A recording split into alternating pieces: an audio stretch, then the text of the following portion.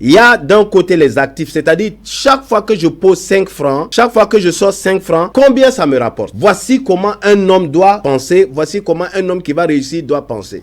Mais chaque fois que je dépense de l'argent qui ne m'apporte rien, parce que votre téléphone de 600 000, après vous allez acheter des mégas pour appeler, comment on appelle, aller sur Internet. De la même manière, vous aimez les téléphones, je suis sûr que vous aimez Facebook. Tout. Vous aimez Facebook, vous aimez WhatsApp, vous aimez tout ce qui est insolite. Alors, combien vous gagnez avec ça? Si vous avez acheté dans l'année 2 téléphones, si vous avez changé 2 téléphones, disons 1 200 000, c'est 1 200 000 à vous apporte quoi? C'est un passif. Alors, si vous continuez de dépenser comme ça, ne croyez pas qu'en votre vieil âge, vous serez avec des richesses. Justement, coach Zoromé, il y a des jeunes qui m'ont dit dans la préparation de cette émission que, par exemple, à Ouagadougou, ils achètent les motos, pas forcément aussi pour des courses, mais quand tu as une moto à Ouagadougou, tu es respecté par les filles, ça te permet aussi d'être très bien vu dans la société. C'est pour cela qu'ils investissent, parce que on peut obtenir une fille facilement lorsque vous avez une moto et un bon téléphone Android. Très bien, mais je crois que tu auras une très bonne femme demain si tu as de l'argent et que tu tiens bien ta famille. Parce que je vais vous dire une chose, tout ça c'est du pipeau. Aujourd'hui, parce que j'ai une moto,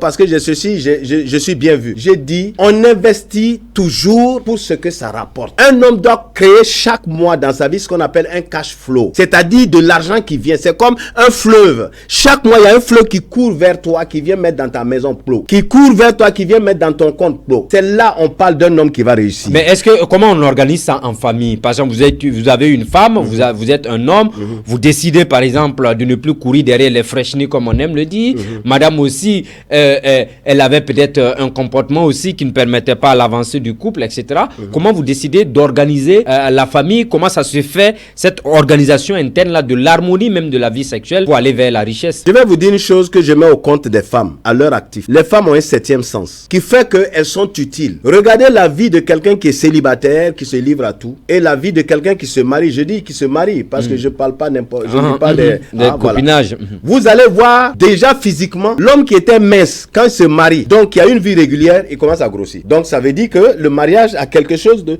qui fait changer un homme.